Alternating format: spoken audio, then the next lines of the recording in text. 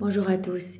Prenons un instant aujourd'hui pour lire et méditer un passage du livre du ciel de Luisa Picaretta. Au nom du Père qui m'a créé, du Fils qui m'a sauvé et du Saint-Esprit qui me sanctifie. Amen. Jésus, je m'immerge en toi, dans ton acte unique et éternel d'amour, dans ta divine volonté, dans cet acte incessant, continuel, dans cet acte primordial. Je m'unis à toi, je m'identifie à toi, je me consume en toi, je fonds ma volonté dans la tienne, je la fusionne dans la tienne et Jésus, je te laisse le champ libre dans ma vie. Viens faire ce que tu veux, que ta volonté soit faite pour moi. Je voudrais vraiment, Jésus, que tu investisses tous mes actes de ta présence, que tu sanctifies chacun de mes pas, que tu regardes toi-même à travers chacun de mes regards, que tu parles à travers ma bouche, que tu respires dans mes respirations, que tu penses dans chacune de mes pensées, que tu fasses battre mon cœur, que tout, absolument tout soit fait pour toi, pour ta gloire, celle de ton Père, celle de l'Esprit Saint, que tout soit fait par toi et que tout soit fait totalement uni à toi, immergé en toi, dans ta divine volonté. Que tout soit pour ta gloire, que ma vie soit une offrande éternelle pour ta gloire. Je voudrais, Seigneur, bien qu'à chacun de mes battements de cœur, tu puisses recevoir tout l'amour, l'honneur, les adorations, les louanges que tu aurais dû recevoir des hommes s'ils n'avaient pas quitté ta divine volonté, s'ils n'avaient pas connu le péché. Je voudrais également qu'à chacun de mes battements de cœur, tu puisses recevoir toute la gloire que tu aurais dû recevoir des âmes réprouvées si elles n'avaient pas choisi délibérément de s'arracher de ton cœur pour aller se perdre. Je voudrais à chacun d'eux, chacun de mes battements de cœur, te recouvrir de tout l'amour de ta maman, l'amour du Père, l'amour de l'Esprit Saint, tout l'amour trinitaire, de tous les actes d'amour de tous les hommes de tous les temps, refaits dans ta divine volonté. Donc on récapitule tous ces actes d'amour envers toi, envers ta maman, les dévotions, les prières, les chapelets, les sacrifices, les jeûnes, les martyrs, les mortifications, voilà, absolument tout. On peut tout reprendre, du premier acte bon, du premier acte d'amour jusqu'au dernier qui sera, on les reprend, on y ajoute nos je t'aime et on les plonge dans ta divine volonté pour vraiment les diviniser et on te les offre continuellement, voilà, à chacun de nos mouvements, à chacun de nos battements, à chacun de nos battements de cils, à chacun des mouvements internes de nos organes, etc. Et on veut également t'offrir continuellement, Jésus, tes propres actes d'amour que tu as placés dans l'œuvre de la création, dans l'œuvre de la rédemption et dans l'œuvre de la sanctification et tous les actes d'amour de Maman Marie, tout ce qu'elle a fait dans la divine volonté, tous ces soleils magnifiques, elle n'a agi que dans ta volonté, Jésus. Nous reprenons tous les actes de ta maman, nous y ajoutons je t'aime et nous te les réoffrons au nom de tous. Jésus, nous te demandons maintenant de venir disposer tous nos cœurs pour que nous puissions accueillir ce nouvel enseignement. Chaque enseignement est si précieux qu'il vaut, comme tu nous as dit hier, qu'il vaut plus que toute la création ensemble. Parce que chaque vérité est une vie divine que tu sors de toi. Chaque vérité va être comme une nouvelle création parlante en nous qui va créer cette vie divine en nous. Donc vraiment, cela va nous travailler en profondeur et nous pousser à mettre en pratique, nous pousser à nous unir à toi dans nos quotidiens, à t'appeler dans nos petites actions du quotidien. Alors Seigneur, que nous ne recevions pas ce trésor de manière distraite, mais que ce soit toi en nous qui l'accueille, que ce soit vraiment ton cœur qui soit dans le nôtre et que nous puissions comprendre avec ta sagesse à toi et ta compréhension à toi. Que nos vies portent du fruit pour ta gloire, Seigneur. Je te demande maintenant de parler à travers ma bouche. Envoie sur chacun de nous ton Saint-Esprit, que ce moment fait en union avec toi puisse avoir des retombées dans tous les cœurs. Et je te demande vraiment cette grâce de me garder unie à toi, que je ne dévie pas de ce que tu veux nous donner aujourd'hui. Viens, Esprit Saint, viens, par la puissante intercession du cœur immaculé de Marie, ton épouse bien-aimée. Viens, Esprit Saint, viens, par la puissante intercession du cœur immaculé de Marie, ton épouse bien-aimée. Viens, Esprit Saint, viens, par la puissante intercession du cœur immaculé de Marie, ton épouse bien-aimée. Alors le passage que nous allons méditer est celui du 1er janvier 1929. Nous sommes dans le volume 25 et c'est notre sœur Louisa qui parle. Je pensais à ce que je pourrais offrir au petit enfant Jésus en cadeau à l'occasion du premier jour de l'année. 1er janvier, qu'est-ce que je peux offrir comme cadeau à Jésus? Ne serait-ce pas bien de lui redonner ma volonté, comme tabouret pour ses petits pieds ou comme jouet pour ses petites mains? dis, je pourrais offrir ma volonté. Cela lui fait toujours plaisir quand vraiment on lui donne de tout notre cœur, eh bien, tout ce que nous sommes. Je pensais à cela lorsque mon petit Jésus s'est manifesté en moi et m'a dit « Ma fille, ta volonté m'appartient déjà ». Louisa, elle est déjà à ce 4e niveau de vie dans la divine volonté. Elle a donné son oui et Jésus lui a fait donner ce oui immergé dans la divine volonté. Donc elle a donné son fiat dans la divine volonté pour que ce oui soit immuable, que ce oui soit éternel. Et donc Jésus dit, ta volonté m'appartient déjà et tu n'en es déjà plus maître. Voilà, ta volonté m'appartient, il y a eu cet échange de volonté. Tu m'as donné ta volonté, je t'ai donné la mienne. Tu m'as donné toute ta vie, vraiment tu t'es offert ton âme victime. Je te donne ma vie, ta vie qui vraiment, ma vie qui a grandi en toi, que tu as alimentée par chaque acte que tu as fait en union avec moi. Tu n'en es déjà plus maître, après me l'avoir donné si souvent. Voilà. Chaque acte, c'est vraiment chouette de se dire que chaque fois qu'on appelle Jésus dans nos quotidiens, eh bien on alimente cette vie au point tel qu'on se gorge de plus en plus de la lumière de Dieu. On laisse de plus en plus de place à la divine volonté. Voilà, au départ, quand on agit dans nos volontés propres, eh bien, elle est toute écrasée, elle est vraiment, voilà, elle est sous les décombres de nos volontés humaines. Dès qu'on fait un acte, on rajoute de la puanteur dans notre âme.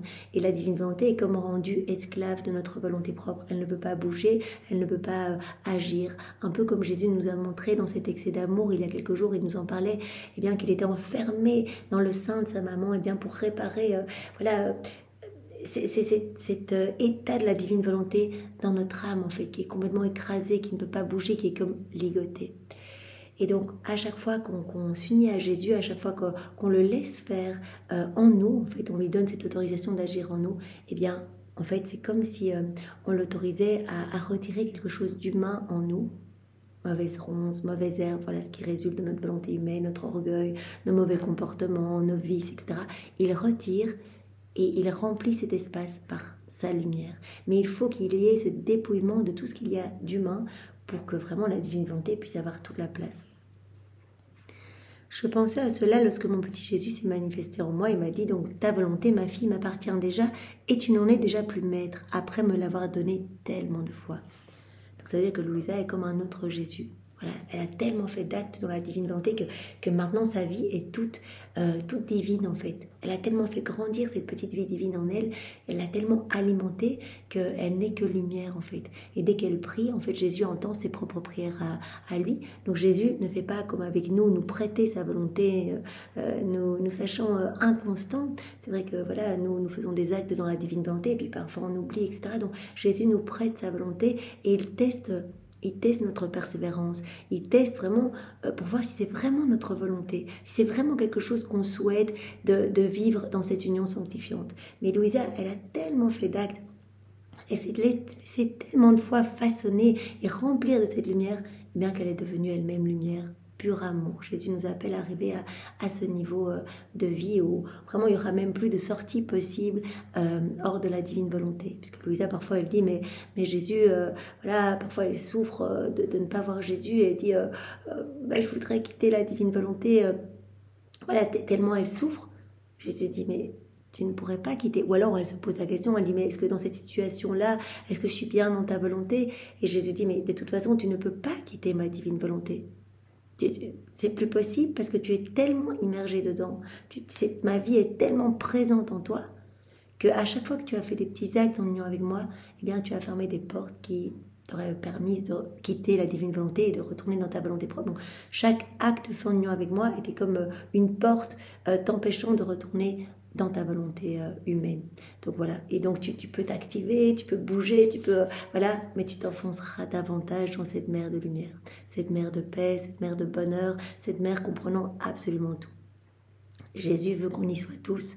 Donc voilà, c'est à nous à faire beaucoup d'actes, parce qu'il a dit, voilà, il y a un nombre d'actes, comme on en a déjà pas mal parlé, un nombre d'actes à faire par personne. Jésus connaît ce nombre, et il sait que voilà, dès qu'on va atteindre ce nombre, le royaume, il nous le donne. Parce que chaque acte fait, chaque prière, chaque réparation, chaque ronde que l'on fait dans la divine volonté, chaque connaissance que l'on accueille, que l'on laisse vraiment s'infuser en nous, eh bien, tout ce que l'on reçoit vient élargir notre âme, vient dilater notre âme. Et c'est chaque fois comme une petite avance, Vraiment, c'est comme si chaque fois on donnait une petite pièce de monnaie avec l'empreinte du divin fiat dessus, en disant voilà, je veux ce royaume, je veux ce royaume, je veux ce royaume. Et à force d'actes, un nombre limité que Jésus connaît, eh bien Jésus nous donnera ce royaume. Donc vraiment, il nous appelle à cette persévérance et cette constance. Mais en tout cas, il travaille déjà à chaque acte. Il y a déjà des choses incroyables qui se passent pour nous, mais pas que pour nous. Il touche des milliers d'âmes autour de nous, les âmes du passé, du présent et du futur. Donc les effets sont extraordinaires et intemporels. Je m'en sers souvent, donc tu m'as donné ta volonté, elle m'appartient. Je m'en sers tantôt comme d'un tabouret, tantôt comme d'un jouet entre mes mains, où je la garde dans mon cœur comme la plus belle des conquêtes et une joie secrète qui adoucit mes nombreuses peines. Voilà, Jésus souffre tellement en fait de voir les hommes qui vivent dans leur volonté propre, alors que le plan de Dieu pour les hommes, c'est qu'ils soient heureux, c'est qu'ils soient enfants de lumière, c'est qu'ils soient enfants de Dieu, propriétaires de tout. Et donc c'est un stratagème que Dieu a trouvé pour pouvoir déverser son amour dans l'homme, de lui donner ce don de la divine volonté. Quand il l'a donné à Adam, c'était pour qu'Adam puisse recevoir, voilà, toutes les propriétés du ciel, absolument tout, toutes les œuvres, toute l'œuvre de la création, qu'il puisse être dans cette unité vraiment du divin vouloir, etc.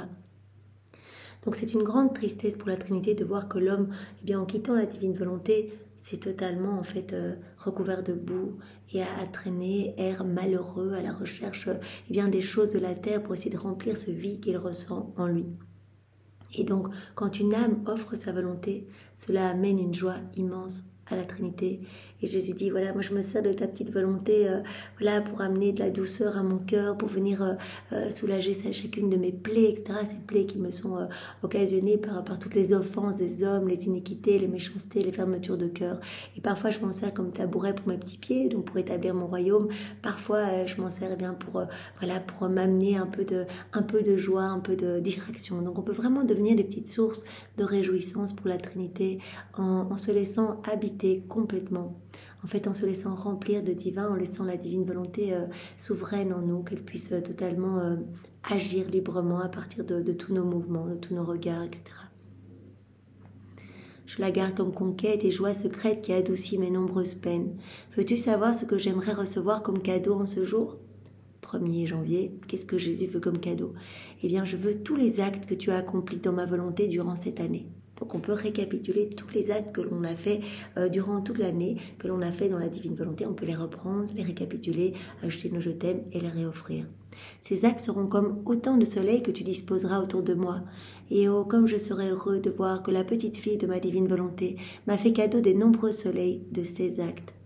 Et moi, en retour, je te donnerai la grâce de doubler les soleils des actes faits dans ma volonté, pour que tu puisses m'offrir un cadeau plus beau et plus riche encore. Donc on peut reprendre les actes de Jésus, on peut reprendre les actes des saints que nous aimons, les refaire dans la divine volonté. On peut reprendre les actes de Maman Marie, ajouter nos petits baisers, aller les offrir. On peut reprendre nos actes à nous, ce qu'on a fait toute cette année, tous ces petits actes qu'on a fait. Et à chaque fois qu'on offre, c'est vraiment une gloire parfaite pour la Trinité. Et Jésus l'a dit plusieurs fois, la Trinité ne peut pas se laisser vaincre en amour. Dieu ne peut pas se laisser vaincre en amour. Donc quand vous offrez ces actes, parce que ce ne sont plus des actes humains, mais des actes divins, donc comme autant de soleil magnifiques, éternels, etc.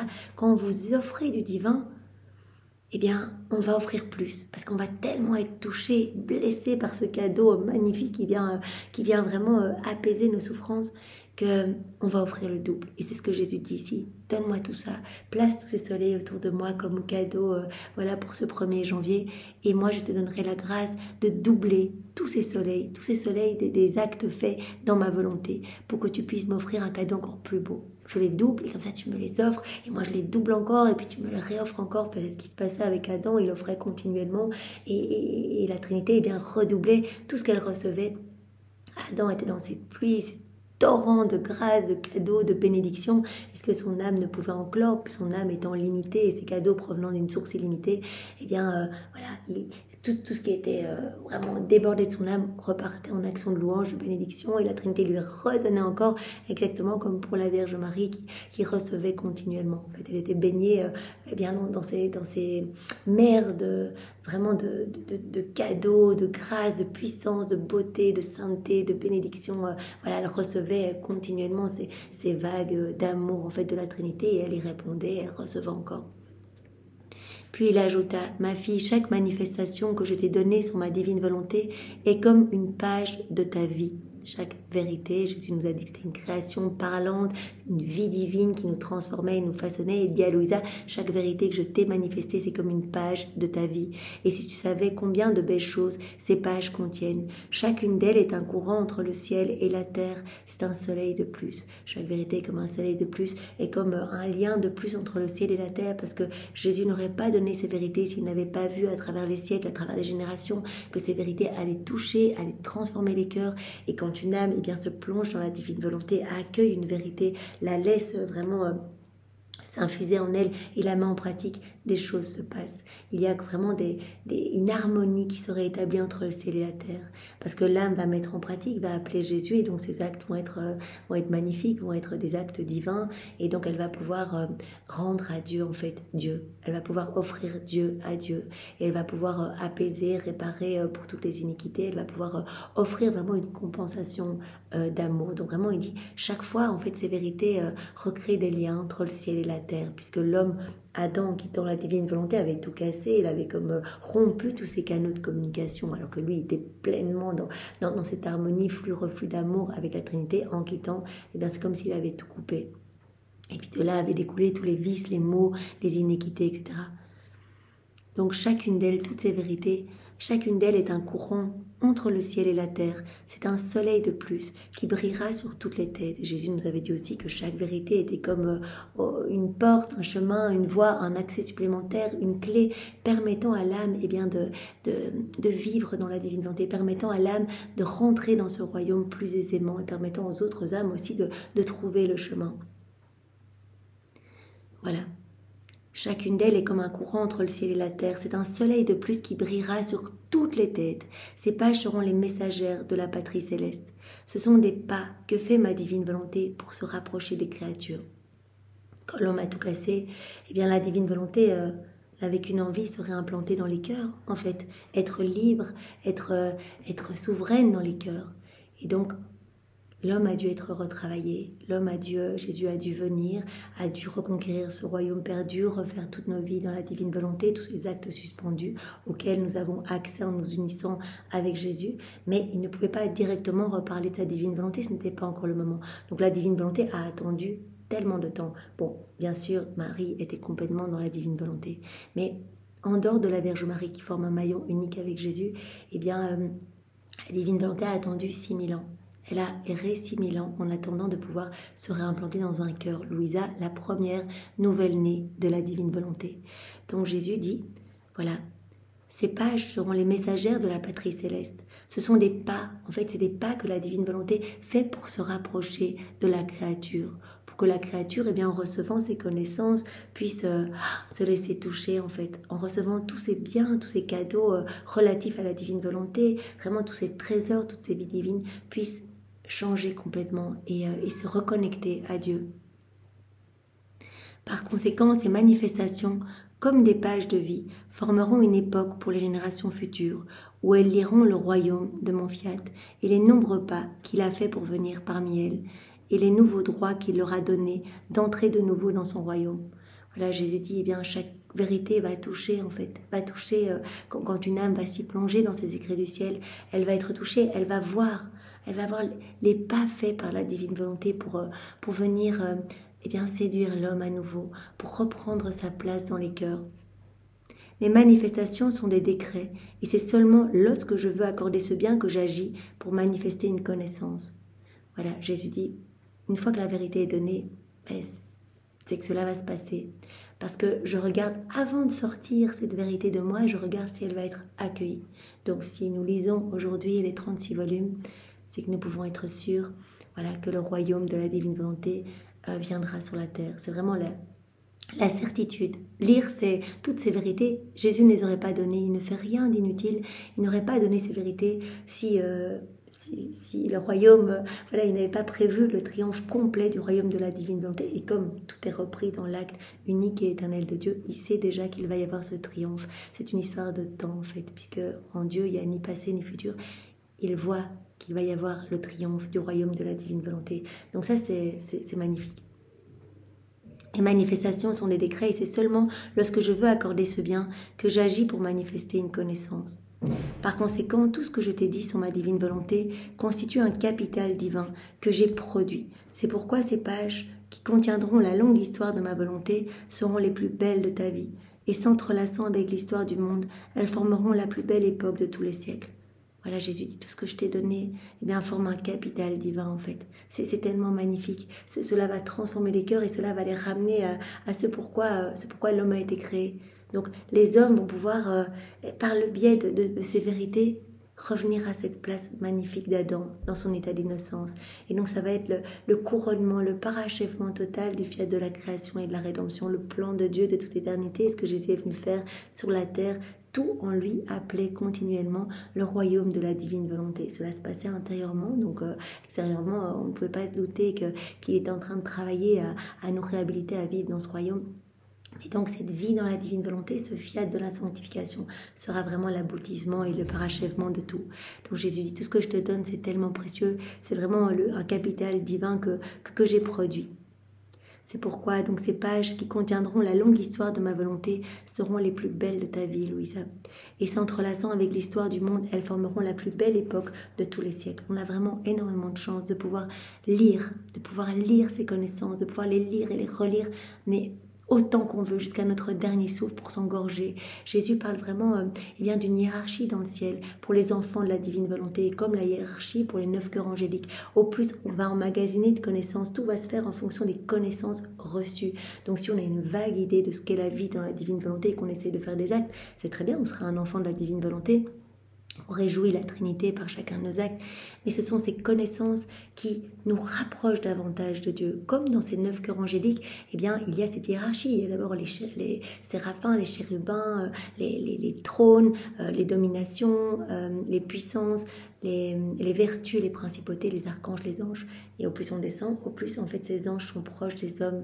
Ils sont un peu plus loin de Dieu, ils sont plus proches des hommes, les anges, nos anges gardiens, etc. Mais au plus on monte, au plus ils sont proches de Dieu, ils sont tout proches de Dieu, les séraphins, les chérubins, etc. Eh bien, voilà, Jésus nous dit qu'au plus on va acquérir de connaissances et se laisser transformer par ces connaissances, au plus on se rapproche, il va nous garder unis à lui dans sa gloire. Et Jésus le dit, les enfants de ma divine volonté seront les plus beaux joyaux de mon trône. Il n'y aura pas de purgatoire pour ces âmes, parce que si elles se sont unies à moi continuellement pendant leur vie, il n'y a aucune raison que je les garde loin de moi dans le ciel. Donc on a vraiment une chance, mais c'est inouï en fait cette chance de pouvoir avoir la vie déjà des bienheureux ici-bas sur la terre. C'est vraiment la vie du ciel en fait. C'est ce que les bienheureux vivent, d'être en union avec Jésus. Mais nous, on peut l'avoir ici. Donc c'est-à-dire qu'on peut, on peut offrir une gloire accidentelle aux saints, etc. On peut faire des réparations autant qu'on veut, on peut compenser, on peut faire ses rondes, on peut faire parler toute la création, on peut arriver avec toute la création devant le trône de l'Éternel pour demander que s'établisse le royaume de la divine volonté. On peut prendre tous les biens du ciel, on peut prendre toutes les œuvres divines, etc., l'œuvre de la création, de la rédemption, on peut prendre les larmes de Jésus, les larmes de Marie, on peut se servir, on est propriétaire de tout, on prend tout, on peut aller déposer dans les cœurs, on peut travailler au salut des âmes vraiment en union avec Jésus, on peut le glorifier pour réparer, on fait en fait ce que Jésus faisait lors de son passage sur la terre, puisque en fait il n'a plus d'humanité, il vient continuer sa vie dans les âmes qui s'abandonnent et qui lui donnent ce oui. Alors voilà, Jésus veut continuer sa vie en nous, il veut que nous soyons comme des débordements de lui. Et donc il nous demande de lui laisser toute la place pour qu'il puisse utiliser nos mains, nos pieds, nos yeux pour toucher ses enfants. Et pour que nos actes soient les siens et puissent avoir une portée universelle dans toutes les générations, dans tous les temps. Après quoi je pensais à la vive douleur que le petit enfant Jésus avait ressentie dans la circoncision. Il n'avait que 8 jours et il se soumettait à une coupure si douloureuse. Et Jésus se manifestant en moi me dit, donc elle fait sa petite ronde habituelle dans l'œuvre de la rédemption et elle pense au moment où Jésus il n'a que 8 jours et voilà, il reçoit cette incision, en fait il se fait circoncire.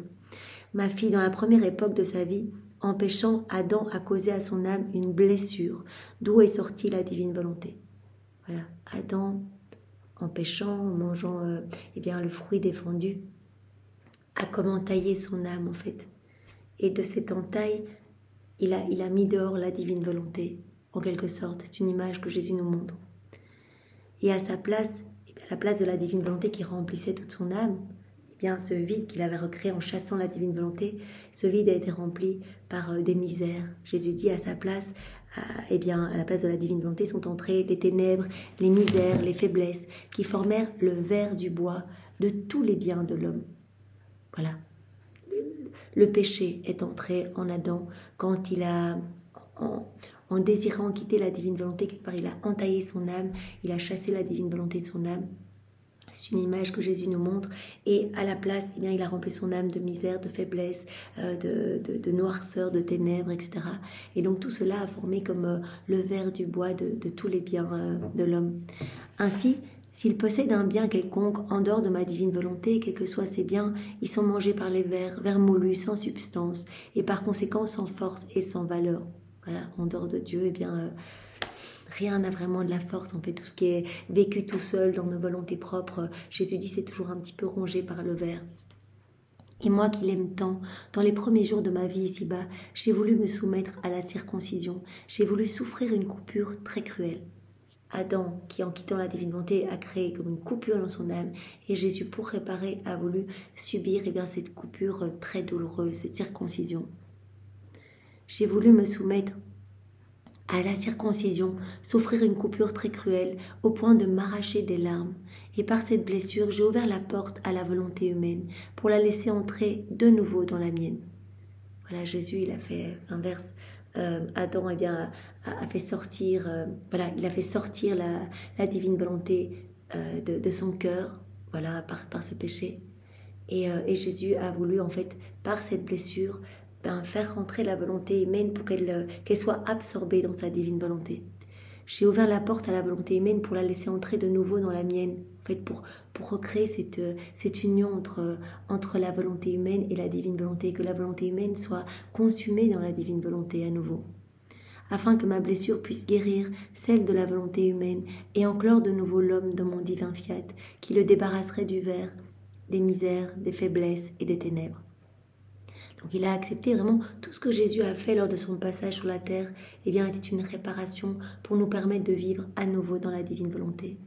Et donc là, il a accepté cette blessure pour, eh bien, par cette blessure, faire rentrer par cette blessure la volonté humaine pour qu'elle soit consumée dans la divine volonté, qu'elle soit vraiment dissoute dans la divine volonté, pour débarrasser l'homme, eh bien, des misères, des faiblesses, des ténèbres, en fait, du ver qui ronge son âme. Et en vertu de mon fiat omnipotent, tous ces biens seraient refaits et restaurés. Donc c'est ça que Jésus a fait, en fait, nous permettre d'être à nouveau reconnectés à Dieu et à nouveau réhabilités à vivre dans ce royaume d'amour, dans ce royaume si saint. Fille, dès l'instant de ma conception et dès les premiers jours de ma naissance, j'ai pensé au royaume de ma divine volonté et à la façon de le mettre en sûreté parmi les créatures.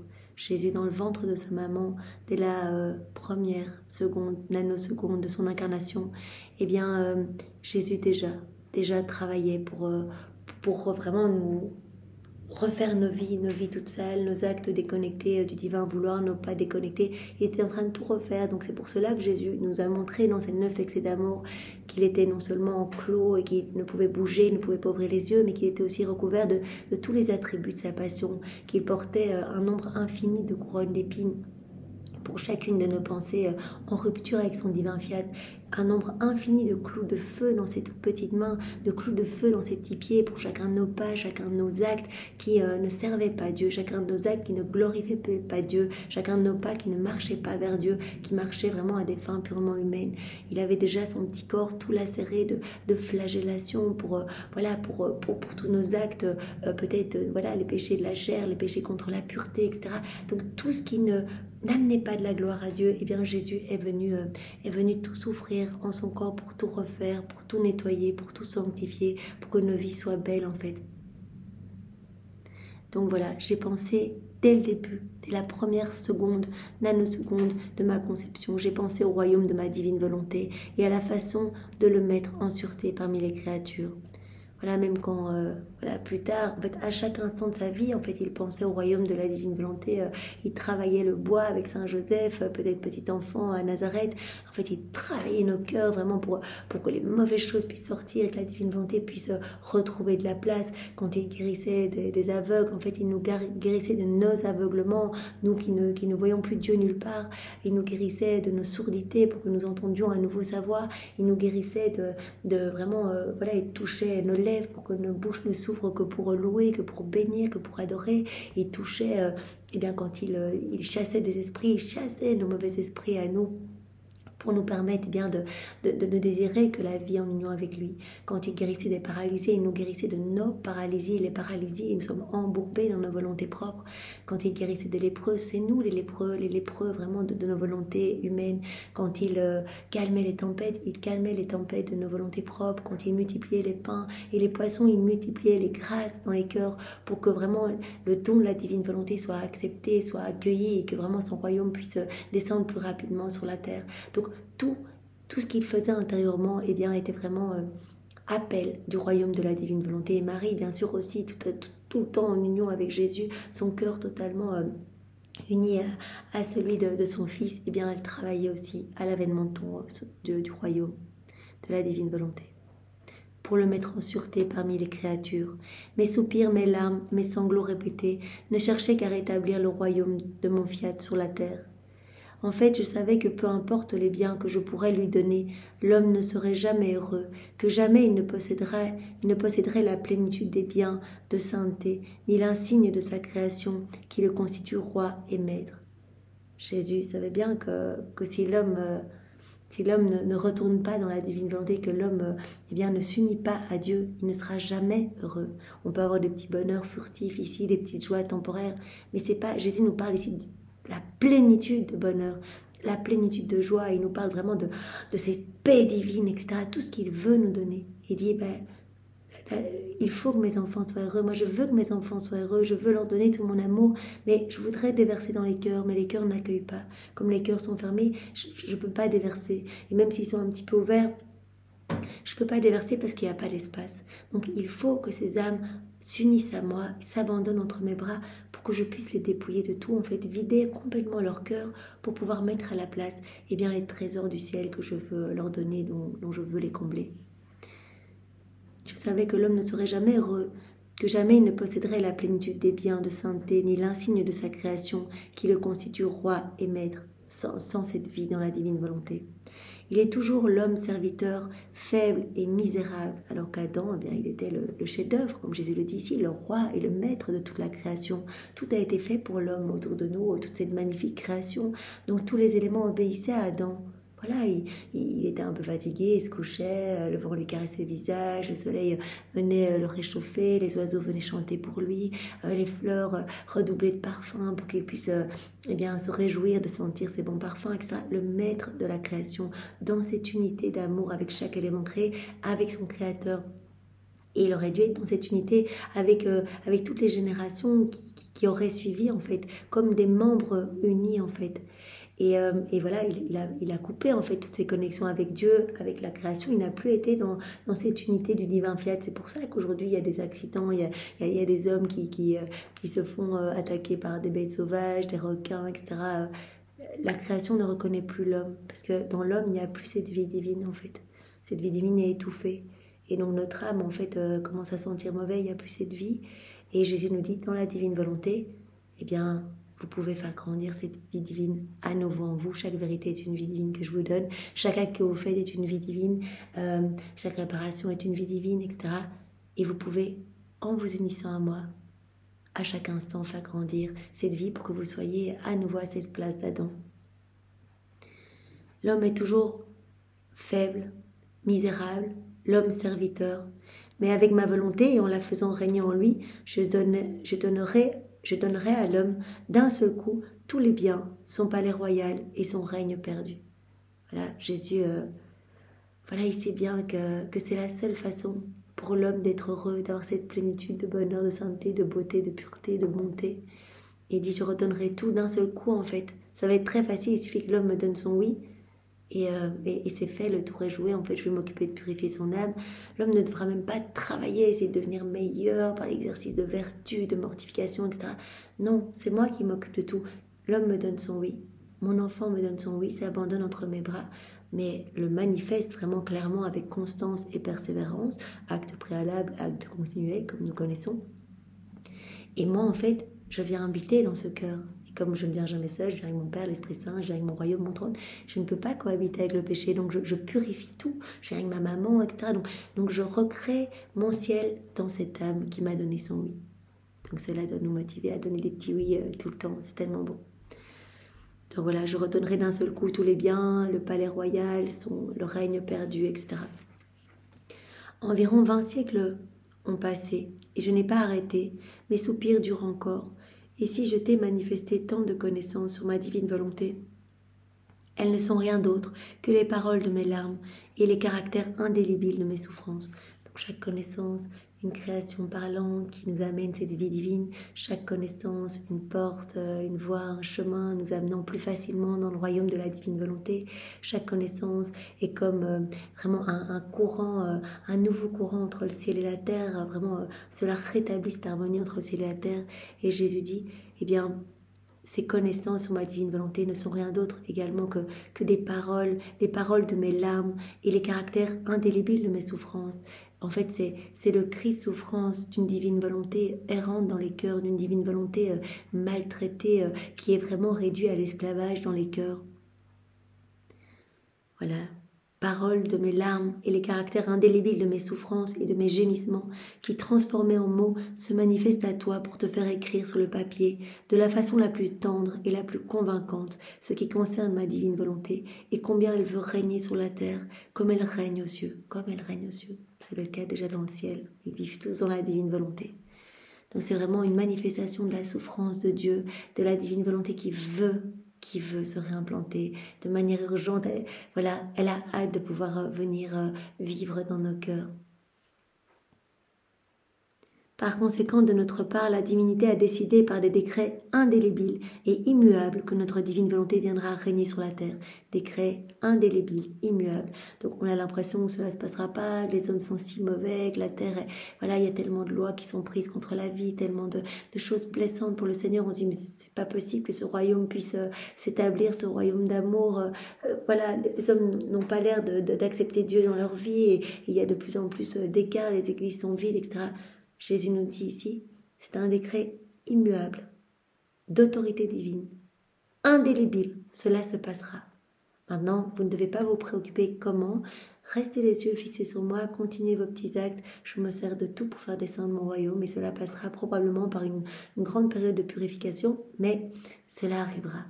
Le royaume d'amour, de Jésus où il sera aimé, où il sera honoré, adoré de tous, où il aura vraiment cette place royale, cette place d'honneur au milieu de nous. Personne ne peut nous mouvoir. Et en signe de cela, nous avons dépêché du ciel l'armée de ses connaissances. Donc comme je le disais précédemment, ces connaissances sont bel et bien le signe certain que le royaume de la divine volonté viendra sur la terre, tout comme la création. En fait, la divine volonté travaille et opère dans chaque élément créé. Donc nous avons déjà une manifestation du travail de la divine volonté partout autour de nous. Et également le Notre Père qui nous a été enseigné, Jésus s'il l'a donné, c'est qu'il savait déjà que le royaume de la divine volonté allait connaître son plein triomphe plus tard. Et donc il nous a enseigné cette prière pour que nous puissions de manière universelle réciter cette prière, peut-être en ne comprenant pas toutes les paroles. Moi je ne les ai comprises qu'en lisant les écrits du ciel, vraiment comprises profondément. Jésus l'a dit dans un autre enseignement, peu importe, c'est demander de manière universelle. Partout, tous les jours, que ton règne vienne, que ta volonté soit faite, que ton règne vienne. Donc nous demandons tous que descende ce royaume. Voilà, Jésus dit, cela viendra. Nous avons dépêché du ciel l'armée de ses connaissances, donc comme manifestation certaine que viendra le royaume de la divine volonté. S'il n'en était pas ainsi, cela ne vaudrait pas la peine de mettre en danger les si grandes richesses d'une volonté divine. Elle continuerait à rester cachée aux hommes comme elles l'ont été durant de nombreux siècles. Voilà, si on voyait qu'il n'y aurait de toute façon pas le triomphe de la divine volonté, on n'aurait même pas sorti toutes ces richesses, on ne les aurait pas mises en danger. Nous attendons maintenant la part des créatures, lesquelles temporisent et hésitent encore à se décider. Voilà, beaucoup se disent mais qu'est-ce que c'est? Il y a beaucoup de discussions par rapport à ces écrits du ciel, voilà, sur la cause de béatification de Louisa, etc. Eh bien, ce sont tous des combats spirituels. Et comme Jésus dit, beaucoup temporisent. Beaucoup, voilà, beaucoup gagnent un peu du temps en disant mais on ne sait pas, est-ce que c'est pas quelque chose un peu nouveau, de sectaire, enfin voilà, il y a un peu de tout. Voilà, Jésus dit, on l'attend maintenant, tout est là, vos vies ont été refaites, les actes suspendus sont là, tout a été refait, je vous ai réhabilité, le royaume de la divine volonté, les connaissances sont là, elles sont propagées, je touche des enfants tous les jours pour qu'ils puissent accueillir ces connaissances, les mettre en pratique. Mais non, j'attends vraiment une part importante voilà, de la part des créatures pour qu'elles accueillent aussi, qu'elles accueillent de manière large et voilà. Ces créatures temporisent et hésitent encore à se décider, spécialement celles qui attendent au lieu de s'employer à faire connaître les secrets de ma divine volonté et le grand bienfait de ses connaissances. Là, Jésus vient aujourd'hui un petit peu nous bousculer. Voilà, on reçoit ce trésor, c'est à nous maintenant de diffuser, voilà, pour que ça fasse un effet boule de neige. On va en parler à une personne qui va peut-être découvrir les écrits du ciel, qui va elle-même en parler à une autre personne. Et toutes ces personnes, chacun de nous va faire des actes. Ces actes vont faire descendre plus rapidement le royaume, vont sauver des âmes, vont sanctifier. Par nos actes, des autres âmes vont découvrir les écrits du ciel, etc. Donc, Jésus nous appelle à ne pas temporiser, à ne pas être timide, mais voilà, à y aller, comme il nous disait il y a quelques jours, l'âme qui se décide à parler de ma divine volonté, de toute façon c'est pas elle qui le fera, je viens l'entourer de ma lumière et c'est moi-même qui me fais parole sur ses lèvres, c'est moi-même qui vais toucher les cœurs, c'est moi qui fais tout finalement, donc je me sers juste de votre corps en fait, de vos lèvres, pour comme un instrument, comme Jésus le disait hier à Léandre, soit mon petit instrument, soit ma petite flèche d'amour, et je me sers de toi, que notre humanité soit comme un petit voile, un petit déguisement cachant Jésus en train de travailler en nous, sa divine volonté en train d'opérer en nous. Voilà. Faisons connaître les secrets de la divine volonté et le grand bienfait de ses connaissances. Volonté humaine, comme tu es ingrate, j'attends ta décision pour que nous puissions échanger le baiser et que je puisse te donner le royaume que j'ai préparé pour toi. Le Seigneur attend avec impatience que nous propagions ses connaissances. Tout est là, tout est là. Donc maintenant, il faut que les âmes soient touchées.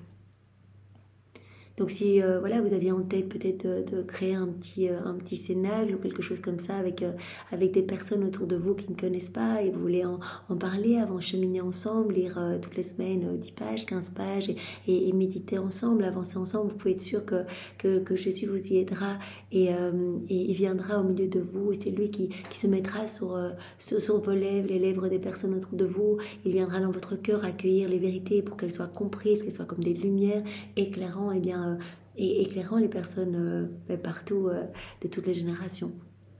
Donc si vous avez une inspiration concernant la divine volonté, elle ne peut être que divine. C'est Jésus qui est impatient que cela se propage. Voilà. Et tu temporises encore.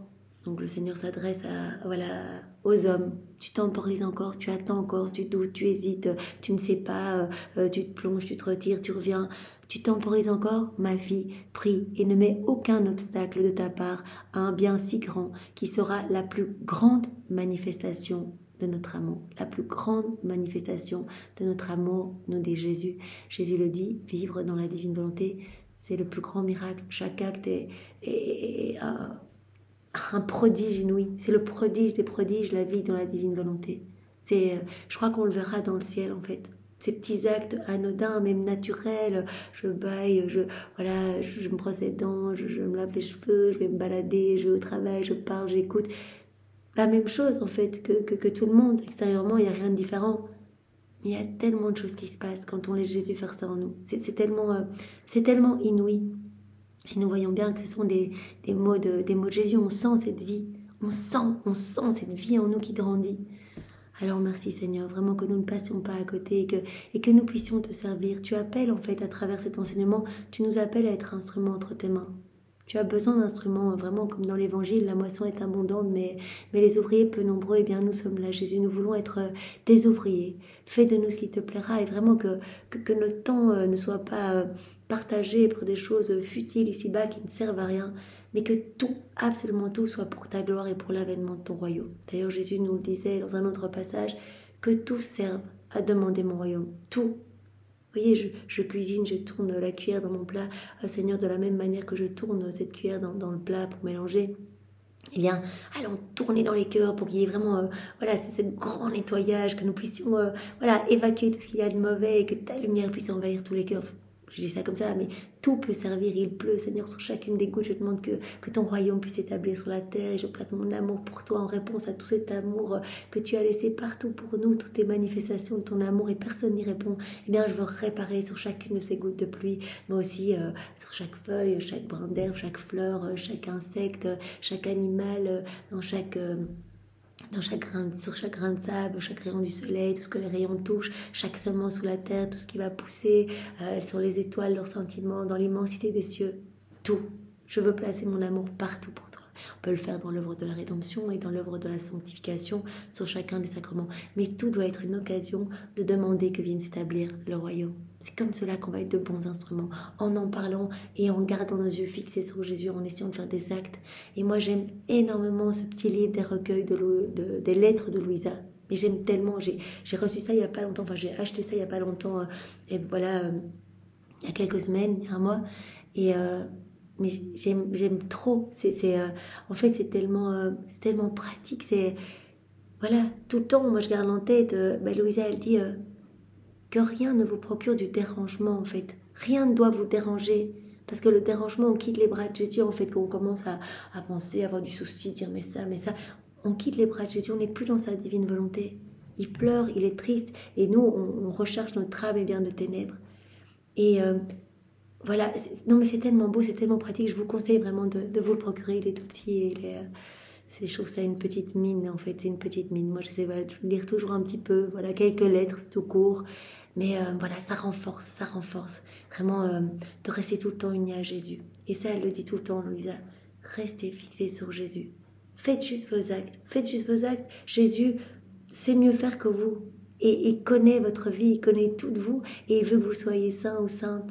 Alors vous avez qu'à faire que cette union avec Jésus, qu'à vous unir à lui, à rester fixé, vraiment accroché à lui, uni à lui, et lui fera tout en vous en fait. Voilà, eh bien Seigneur, utilise-nous, nous t'aimons, nous t'adorons, nous te louons, nous te bénissons avec ta volonté au nom de tous. Au nom du Père et du Fils et du Saint-Esprit. Amen. Soyez tous bénis. Au revoir.